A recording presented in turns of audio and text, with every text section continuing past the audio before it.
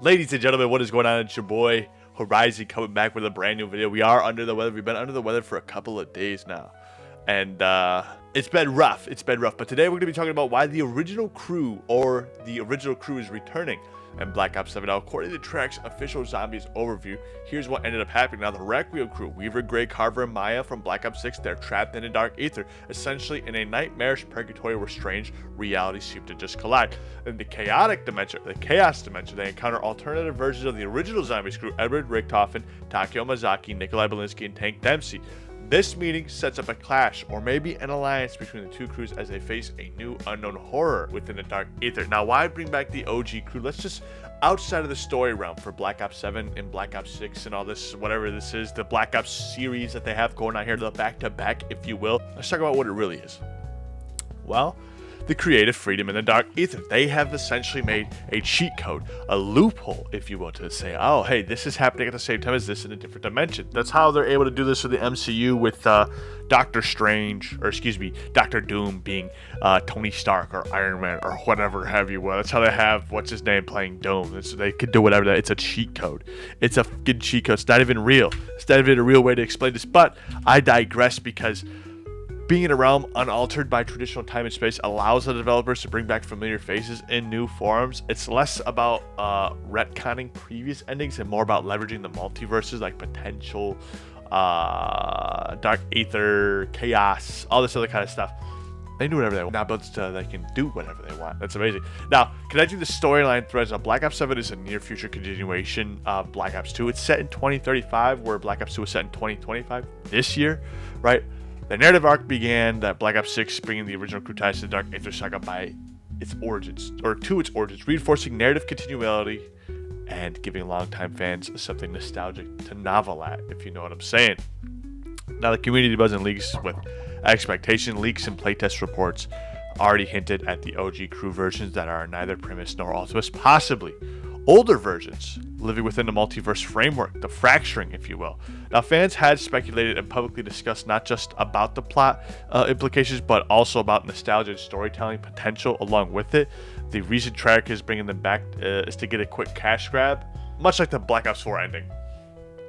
Yeah, and I could kind of see that, but it's like, what is zombies without them? You know what I mean? What is zombies without the crew? The OG crew did have a horrific ending.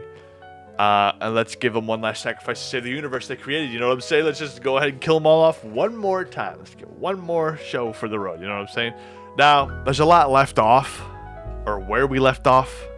There's a lot where we left off with the OG crew. Now, the Ultimis crew, which is actually 1.0. The Ultimis crew, which is 2.0. Which is technically 1.0, Ultimis meaning second and Primis meaning first, but the Ultimis crew, Richtofen, Dempsey, Nikolai, and then the younger Toten, all this other kind of stuff. Both crews sacrificed themselves to close off the Aether and end the cycle of infinite timelines. The multiverse was reset with Samantha and Eddie, young Richtofen, and young Samantha stepping into a new universe, essentially teeing up the Dark Aether saga that began in Cold War Zombies that continued in Black Ops 6. That was meant to be the final closure for the classic Aether story. So canonically, the OG crew has died permanently in the BO4 finale. However, in Black Ops 7, Zombies, things shift becoming because of the Dark Aether, a hellscape dimension introducing Cold War. Here's the key. The Requiem crew, Weaver, Gray, Carver, and Maya, get pulled into the Dark Aether. Inside, they encounter alternate versions of the OG crew, Richtofen, Takeo, Dempsey, and Nikolai. They are not the same Primis and Ultimis we knew. Treyarch has confirmed that they are new variants, possible echoes, corrupted reflections, or survivors of reality erased by the BO4 ending. If you will, the Dark Aether functions like a interdimensional. I don't even know how to say that. I wrote that down, can't even say it. It's basically a big junkyard, a hodgepodge of everything. Broken timelines, memories, fractures, splits, alternate realities, all swirling together. That's how Treyarch can bring back the OG crew without undoing their sacrifice and tag their totem in Black Ops 4. Now, the potential connections. The Treyarch hints, right? Echoes of the cycle. These versions could be remnants of the crews that died when the cycle ended. Think of them as ghosts or fractured timelines that were cast into the Dark Aether instead of erased cleanly. It could explain the familiar but not exact faces, right?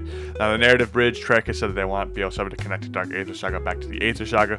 Bringing in Richtofen and Nikolai and all of them gives them a chance to literally put both cast side by side. Old fans get nostalgia, new fans get context. It's kind of a cash grab in my opinion. Now, Richtofen's role has always been central to the multiverse story, and BO7, the Dark Aether version, might be aware of the cycle and could either try to manipulate the Requiem crew or help them break free. Now, the sacrifice round 2, are we going to kill them off one more time? Some fans think that this could be Treyarch's way of giving the OG crew a different send-up. Instead of dying to close the cycle in BO4, they might die within Dark Aether to save Requiem, effectively passing the torch on to the Requiem crew. We never really had that torch passing.